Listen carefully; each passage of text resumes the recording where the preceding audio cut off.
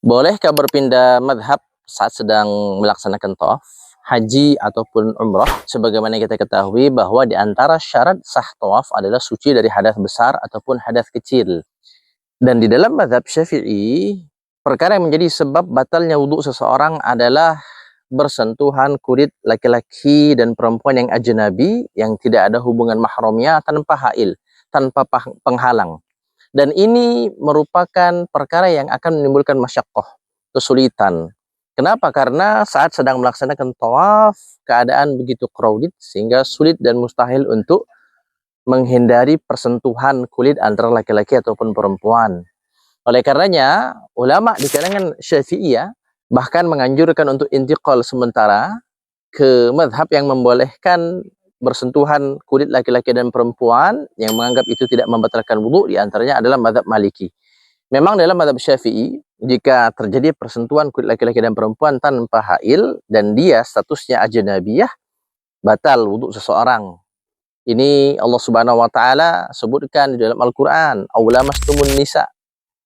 Dalil yang menjadi landasan mazhab Syafi'i mengatakan batalnya wudhu seseorang ketika bersentuhan kulit antara laki-laki dan perempuan yang ajnabi tanpa hail, tanpa penghalang, seperti itu. Nah, walaupun kelak mazhab lain menganggap ayat ini adalah diperuntukkan kepada hubungan biologis. Aulamastumun nisa, lamas di sini maknanya adalah terjadinya hubungan biologis antara laki-laki dan perempuan.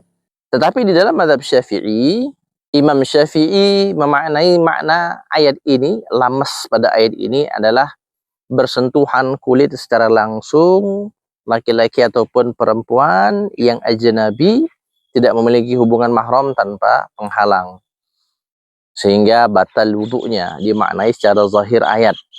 Oleh karenanya, jika kita tetap beriktimad pada mazhab Syafi'i saat sedang melaksanakan tawaf, maka mustahil kita dapat melaksanakan tawaf kita.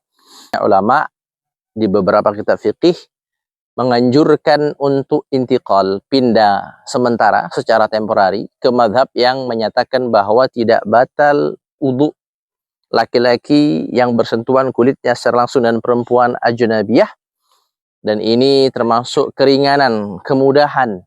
Karena kalau kita tetap iktimad pada mazhab Syafi'i akan menimbulkan masyaqqah. Al-masyaqqatu tajlibu taisir. Perkara yang sifatnya masyaqqah, sulit, maka akan menyebabkan datangnya kemudahan. Ini termasuk kemudahan dalam agama kita. Yuridullahu bikumul yusra. Allah menginginkan kemudahan bagi kalian. Jawabannya adalah boleh berpindah, boleh intiqal temporari, sementara dalam masalah tawaf ke mazhab yang mengatakan tidak batal bersentuhan kulit laki-laki dan perempuan, yakni mazhab Maliki. Tetapi dengan catatan, dari awal kita harus ikut ketentuan mazhab Maliki secara utuh dalam qadhiyah hukum. Ketika berwudu, hendaknya kita mengikuti tata cara dan ketentuan mazhab Maliki. Di antaranya apa? Dalam mazhab Maliki mewajibkan adalku. Dalak itu menggosok-gosok bagian anggota wudu. Nah, dalam mazhab Syafi'i itu tidak wajib, hanya sunnah saja. Maka dari awal kita berwudu dengan tata cara mazhab Maliki. Kita gosok anggota wudu kita. Kemudian dalam mazhab Maliki wajib ilsaq atau isti'ab, ya, menyeluruhkan basuhan kepala. Dalam mazhab Syafi'i itu sunnah hukumnya. Maka jika ingin intiqal ke mazhab Maliki, dari awal kita saat mulai berwudu ikut ketentuan wudunya mazhab Maliki, yakni menggosok anggota wudu kita, adalku, dan membasuh secara utuh bagian kepala kita, ya, isti'ab. Nah, dengan demikian maka kita dianggap boleh dan sah untuk intiqal sementara ke mazhab Maliki.